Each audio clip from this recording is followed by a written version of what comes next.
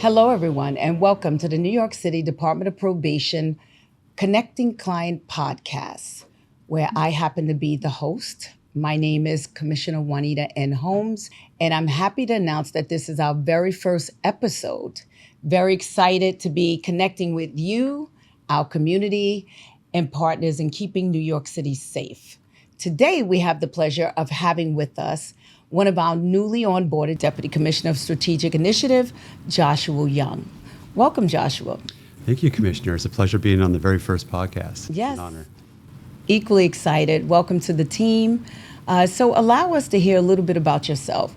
So I heard that you were actually a police officer once upon a time. Commissioner, I started as a police officer in Southern California, and I found myself to be in a very fortunate position to be in detectives and also work on the SWAT team, and had the opportunity to deal with people who are facing serious crisis. And that was an experience that just taught me a great deal about our criminal justice system. I love it. I love it. You know, I equally share background in policing. 36 and a half years in New York City Police Department. Biggest thing I think for me was being able to be intimate with what was really happening in the communities, up close and personal, especially a lot of the underserved communities where I chose to work. I wanted to be there to actually bring some change, and it's a great experience. I studied at Cambridge University, and one of the main things that I learned from some very important and prominent scholars is that there is many reasons why people commit crimes. It's not just about behavior, but it's about understanding the root causes of why they're committing crimes. And I think that's something that you have focused on here at Probation with the 5 pillars, recognizing that there's systems in place in the city and people don't have access to all of them. And if we could understand what they do have access to and what they don't have access to, we could help them stay out of jail and change the trajectory of their lives. Absolutely, absolutely. It's called filling in the gaps. It's a complete ecosystem out there that's responsible for public safety, for exposing others to opportunities. And that's why you're here. I think your position is so critical to identifying the needs. So when I walked in the door in probation, it's hard to believe that it's been 2 years.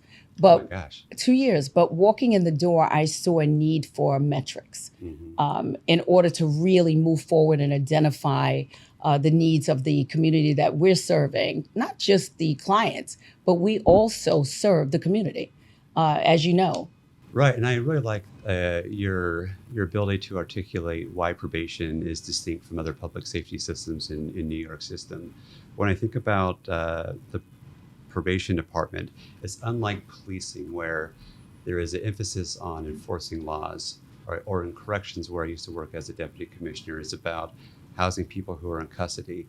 And probation, I think we have this great opportunity, and it's exciting that we could identify not just on accountability, but also help them change the trajectory of their lives and get them the services they need to be productive members of the community. Absolutely. That was my message walking in the door. For the short period of time that we may have some of our juveniles, because it's a shorter period of time than a lot of our adult population, let's make it count. Let's make it count. If they come to us undercredited, let's get them up to speed, get them up to snuff. Right. Like the obvious. Some individuals are really not partial to education, but it's the basic needs that you need. So even if we get them to that basic level where they're able to get a GED or understand a particular vocational training, it could possibly change the direction of their life. And as we look at those 5 pillars, it does remind me that some of these individuals who are recidivating or being rearrested is because they have unmet needs in the community. So I would be interested to understand more and more about why those areas you have chosen for us to focus on, and the probation officers especially, to make sure that they have systems in place to wrap around services for them in the community. So we could be better, ability to supervise our clients and not just have a focus of trying to arrest them for violations, which is a different, shift of how we view our clients. Exactly. We don't want to criminalize social conditions, I always say. And those 5 pillars are just really actually the basic needs of an individual, with the exception of one, which is recidivism. And that's why we've put a strong IT team together so we can identify this data and metrics and find out really what is causing an individual to systemically be involved in the criminal justice system. You know, Commissioner, one thing that you often remind us of is the root cause of what's driving a client to be rearrested. And at the end of the day, I think most crime, right, is a symptom of a deeper issue, whether it's poverty or economic mobility or untreated trauma. And I'd be interested in your perspective on how probation and the mayor have been addressing this issue from a city perspective. Well, since my appointment to probation, basically our mayor is always like, get the job done. But he wants it done in collaboration with the other support agencies. And he wants us to operate basically as a team. That's important to get it done because, like it or not, we're all touching this vulnerable community in one way or another, whether it's the Administration of Children's Services, whether it's the Department of Youth Community Division, which provides a lot of different programs under the leadership of Commissioner Keith Howard. So he just wants this team to work and get the work done. Get the work done. That's it. Yeah. You know, I spent years as the Deputy Senior Vice President at the Center for Policing Equity. And what we were really trying to do is reduce racial disparities in public safety systems data specifically, but also how it affects the community. And so a lot of our engagement with community members, locally elected officials, and why that was driving their enforcement strategies. If you zoom out and take a look at the bigger picture, you can see that some of the data that is in our systems is data that was coming from enforcement strategies in very vulnerable communities. And one thing that we wanted to do is first educate of why that is occurring. What we can do and offer is not just a police officer, but also, say, social services or mental health professionals. So when you're being called for assistance by the community, it's just not a police officer every time with handcuffs. Sometimes they might need support services. Sometimes they might need housing, right, which you have emphasized over and over again. And so one thing I really learned from the Center for Policing Equity is that there's a lot of history behind individuals who are in the justice system. And that history has to be recognized and understood by the first responders going out and interacting with them. Exactly. So a lot of times policy and procedures are not the right remedy for what they're actually encountering, right? Especially as a police officer. You're from California, I'm from New York City. I know I'm speaking on behalf of probation, but I also was in training in New York City, and they've always focused on ensuring that you understood the community that you policed in. But more of an understanding, I place a lot of emphasis on the Department of Probation understanding the community that they're supervising. It's essential, right? Because we're spending a lot more time with individuals than normally you would do as a police officer. And with that time, we need to have an understanding of not just the individual, but what affects that individual, the family, right? The educational system. We're going into these homes, we're meeting with mom, we may see a younger brother or sister, and we may just see the surroundings of that home. So it's not just about supervising that individual, but it's recognizing supervising that individual is also creating a stable household. My question to you on that is, if you're looking at changing the culture of, say, NYPD, right, is it over probably 50,000 employees? And one thing very particular and interesting about New York City, it is made up of many communities within a community. How did you go about addressing such a big problem and such a big issue from a very tactical perspective of going into the precincts and interacting with the staff there? So I wouldn't refer to it as a problem, maybe a challenge because we have a lot of officers that come from other states, that come from other counties, and they come to work in this wonderful city. And as being the lead in training, I used to often say, this is a blessing, right? Because I don't have to leave here to get Chinese food. I don't have to leave here if I wanted Arabic food, right? Everything's in New York City. We have it all. So absolutely. And how you bridge that gap is with the community. You bring the community in to tell them about the community. And so a lot of that went on, and we fostered those relationships But equally important with probation coming in the door, I saw a need for a different style of training. So our training originally was maybe about 3 months. It's now 5 months, soon to be 6 months, right? Because there were a lot of gaps, a lot missing when it comes to probation. Probation is basically caseload driven, but each of those cases are a human being. And so that's what we have to really focus on. And you often hear throughout the nation, right? Because I've had other probation agencies here. I think I spoke with the country of Georgia, and I believe I communicated with Taiwan, and they're carrying some really heavy caseloads. But I often say to the members of New York City Department of Probation, your caseloads are the individuals that are reoffending. So if I have a caseload of 60 individuals, but I only have 5 that are reoffending, not that I take my focus off the others, but they're doing, for the most part, what they should be doing in life. I need to focus on those 5 individuals. So my caseload just shrunk. And that's the emphasis I try and put on. If you're focused on everything, you're focused on nothing. But like it or not, just like the crime stats say in New York City, it's a small group of individuals doing the same thing over and over. And that same thing is often related to crime in our world. So It reminds me of when probation, I guess, started. And if I have the story correct, there was about one man in Boston, I think in the early 1840s or so, who convinced the judge to keep a guy out of jail. I think it was like public drunkenness. Mhm. And that was the start of rehabilitation versus the old system, which just lock everybody up. Exactly. And I feel like you're Exactly. emphasizing the same thing. Every client that our probation officer has in their caseload needs the time and attention to make sure that they stay out of jail and get the support they need to be productive members of the community.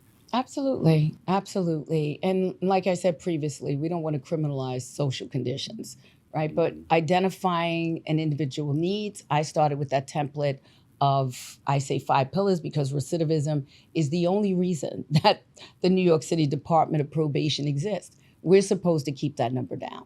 And with that, we still have to identify the other pillars such as education, employment, mental health, and homelessness. Real big issues here in New York City. I often say the mayor's done a great job, but doing a great job continuing to identify those needs and push forward for the community of New York City.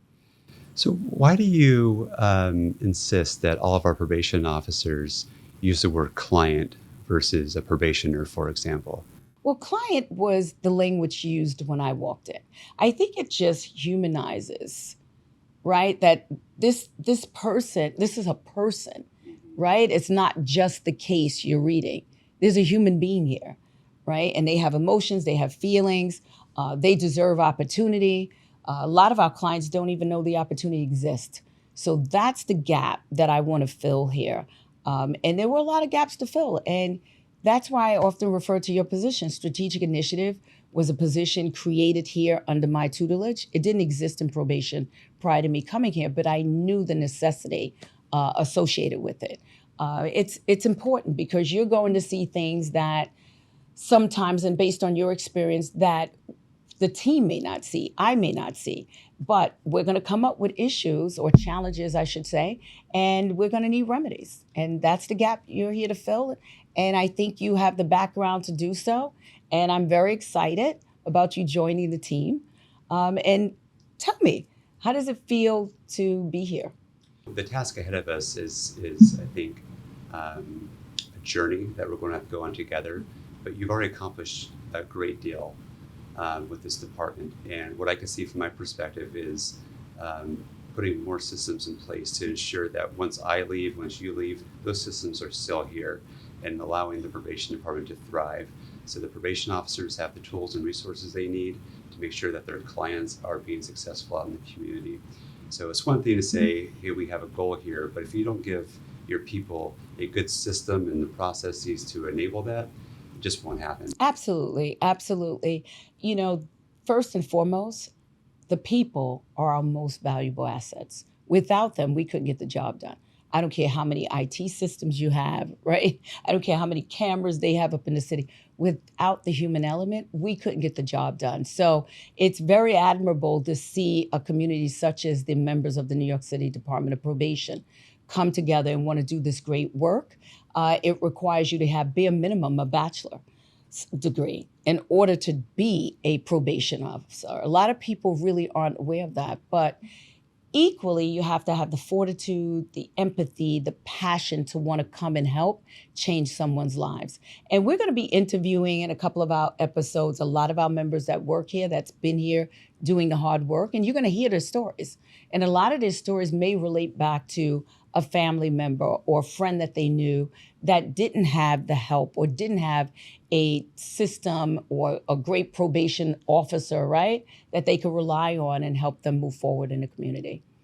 I think we get so busy with our day-to-day lives and we want to stay informed, but we're always doing something, always heading somewhere. And with the podcast here that you've had this great idea, we could just put the headphones in as we're commuting and we could stay informed. So I think that's a fantastic idea for those who want to understand what resources are available, how they can support loved ones who might be justice involved, or for themselves, if they just want to stay up to date on what the probation department is doing and how that interacts with the rest of the initiatives the mayor has with the city of New York. Absolutely. I remember when I first started in the agency, I never heard of a Neon Center. So imagine this.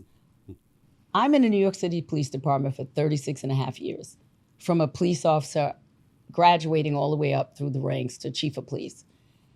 I never heard of a Neon Center. So it showed you the lack of collaboration in this city prior to Mayor Adams' appointment. That's my opinion. Because how is it that I'm out there in the same communities where these neon spaces exist? And neons, those are our centers that provide a space for our program providers, a space for our clients to come to and check in with their probation officer. I'm happy to say that I'm enhancing a space that now exists in Bedford-Stuyvesant at 1958 Fulton Avenue. What do I mean by enhancing? There's a whole second floor that wasn't being utilized. So we had spaces for them to visit with the probation officer, spaces for them to attend their programs. This wasn't available to them on weekends. So I have some young individuals doing a program 2 nights a week when they should be home doing homework.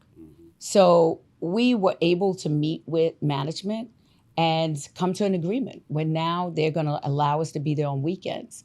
That whole second floor, about 10,000 square feet, is going to be built out, a juvenile center to support our juveniles, whether it is carpentry, a GED, computer lab, mental health will be available there, and so many other things. That's the start. That's going to be, I think, the start of new beginnings throughout the city. And one thing I think you didn't mention, which is equally important, is the technology going into those centers. So we could understand who, either from the community or our clients, what services they are getting, what is useful, what is working for them. And that way we can start to understand which programs are truly benefiting the people in the community or our clients. And that will enable us to focus our resources and our money the right way to make sure that the programs that we stand up are driving down recidivism. Absolutely. And more importantly, when I walked in the door, I wanted a dashboard. I come from an agency that is data driven, right? And it supports metrics and it helps us identify or tweak something. Are we getting better? Are we doing worse? Should we move in a new direction? But more importantly, what this dashboard supports is every client that we supervise is in this dashboard. More importantly, for the reason of seeing the neighborhoods that they live in, and then layering that with the programs, the resources, the services available to them. So we were able to see in the borough of the Bronx, we need more resources and services related to mental health in comparison to where, our clients are residing. It just is not well supported. So that helped identify that need. And so this dashboard is critical. It's constantly being built out, but that's how IT is going to make us more efficient and effective. Right. I think some of my instructions to our data team was that the dashboard will never be complete. That's right. Right, because we want to see constantly more information that will give us the analytic ability to give you insights on how to make proper decisions for the organization. And you mentioned tying our resources to those who need it the most. As we keep moving forward and making our dashboard more robust, what we'll be able to find and give you the more intelligences on is who needs it the most. Are they recidivating because of certain reasons? Are they just as involved because of substance abuse issues? Are they reoffending just because they're trying to support their family? And those are all the deep, I would say, root issues that are driving some of the crime. And it's not out of maybe bad behavior, but it's because they have unmet needs. And I think when you have that information, we're able to put our resources in the right place to get them the support that they need in our community. Absolutely, absolutely. I'll use one example. I began here with probation stat, right? And that just creates accountability and compliance. But more importantly, it's a learning forum. So a lot of people don't realize you learn a lot there. We identify what it is that our probation officers, or I should say the probation officer title, individuals may not have a clear understanding of. And we make that clear. Or we identify that both parties don't have an understanding of it. So we research it. That's where you come in at. And we research it and identify what is going to help resolve this issue or challenge. But more importantly, what I learned was one probation officer was supervising an individual that seems to reoffend all the time, not going to school, not abiding by the household rules, only to find out mom had probably 5 other children in a 1-bedroom apartment. So what needed to be remedied was that. Right. And you won't find that on the spreadsheet. That's right. Mm-hmm. And also you may have a mindset that's created even in the world of probation that we're just concerned about the one individual, not realizing the one individual is out in the community, not abiding by the household rules because they're not comfortable home. Something as simple as that. They don't have a room where they can go and watch their own TV program. Something as simple as that. So I noticed this communication that you've given to our team and specifically our training division about it's not just not about the individual, but it's about their whole family, their whole ecosystem, their support system. So what does that look like to you and your direction to the training academy and our continuous education that we're providing to our probation officers? Right. So as I stated, we recently just had a class graduation of 36 probationers. I came in with a mindset of a class of 50 every 5 months, maybe giving them a little break, maybe every 6 months, and give our staff a little month break to just regroup because it is very challenging and they do a great job in training everyone. But I now doubled the staffing at the academy with the hopes of mid-November putting in 100 probation officers. Oh, that's great. And yes, because there has been some attrition problems here. A lot of it related to they just simply don't make enough money. Education is to create, in our minds, the more education you have, the more accessible you should be to job opportunities and elite job opportunities. Unfortunately, that wasn't the case here when I walked in the door. So I was adamant about supporting them getting a pay raise. You have mostly the majority of our population here when it comes to our employees are predominantly about 80% women of color. It's really that high. Absolutely. Wow. Absolutely. And they do a tremendous job and they dedicate their life to doing a tremendous job and they should be equally rewarded for it monetarily. So under the tutelage of Mayor Adams, he agreed and they received a raise, which is great. And can it be better? It can always be better, right? But the bottom line is they definitely received the raise. And so it's important to support them because we have to make sure they're good, right? We speak about everyone's health. If the employee's health is off balance, then that's our responsibility to regroup and come up with something to boost morale, to make it comfortable, whether it's aesthetically. Everyone should come to work in a pleasant setting, a nice office space, or at least a clean office space. And then you come to work and you're gun-ho ready to work. Well, I've heard many employees, right, pay you a tremendous amount of compliments, recognizing that the job that they do is important and that they were underpaid. And now that they have a little bit more money, it allows them to take care of their family. And also when they're at work, they could be focused on work because they're not so worried about how they're going to make ends meet when they go home to their family. Absolutely. Absolutely. it is equally important to make sure that our employees are healthy mentally as well as physically and well supported with the tools that they need in order for them to be effective and efficient. But before closing, I really want to touch on something that I find interesting.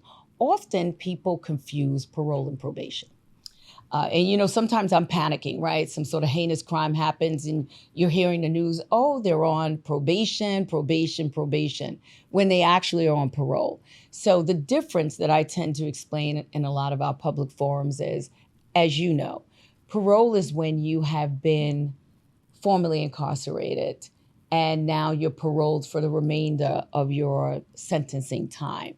And probation, usually, because there are some probationers that will receive 6 months incarceration and then 5 years probation. So it's not always an absolute, but for the most part, when you're assigned to probation, you were never really fully sentenced past, I'm going to say, a year. Yes, yes. And I think the big thing too, right, to understand is probation is designed to keep people connected to the community. Absolutely. Right. And it is funny that you say that. I have family members who still think I work for parole, even though every time I told them it's probation. But I could understand if you're not familiar with the criminal justice system and you don't study it like we do every day, it's just foreign. And I think this also goes to our community who's looking at services that the city offers. I mean, sometimes I feel like you need a PhD to understand what divisions do what departments do what, That's right. where the services are coming from. But you're absolutely right. Probation is central to understanding our goals to keep them in the community and get them the services they need so they don't end up back in jail. Absolutely. Absolutely. What basic needs, I always say, I go back to that. Commissioner, you mentioned these resources and you have used the department's funds to make sure that there are, coats, there are food supplies, there are resources for our community members and our clients. Where do they find this information at? Is there a link that you could provide them or some resources? Yes. So, in respect to using the department funds to support this is the employees that come to work every day and work in those respective areas. So like you said, we have a neon space that supports clothing closet. So anyone that needs clothing simply for a job interview or need a coat just to send their child to school, like I always reference basic needs, or if they need food. We have locations in all 5 boroughs where someone can go for these particular resources or services. And it's welcome to the community. It's not just for probationers. Anyone in the community is welcome to come in and take advantage of these services. You can find the location for all 5 boroughs at nyc.gov/probation. So Josh, thank you for being my very first guest. I'm very excited about where this platform is going to take New York City Department of Probation. Looking forward to working with you, and thank you for joining the team. Well, thank you, Commissioner. It's an honor to be in your cabinet here at the Department of Probation, working for our staff and for our clients in the community. Being the first guest is a humbling experience. I think this platform is going to enable a lot of people the resources that they need, and I look forward to tuning into our next session. Thank you, New York City, for joining us in our very first episode of Connecting Client Podcast, featuring our Deputy Commissioner, Joshua Young. Looking forward to meeting with some of our probation officers and discuss their important work and how they help our clients succeed. Follow us wherever you get your podcast and subscribe. Visit nyc.gov/probation to hear more about our work.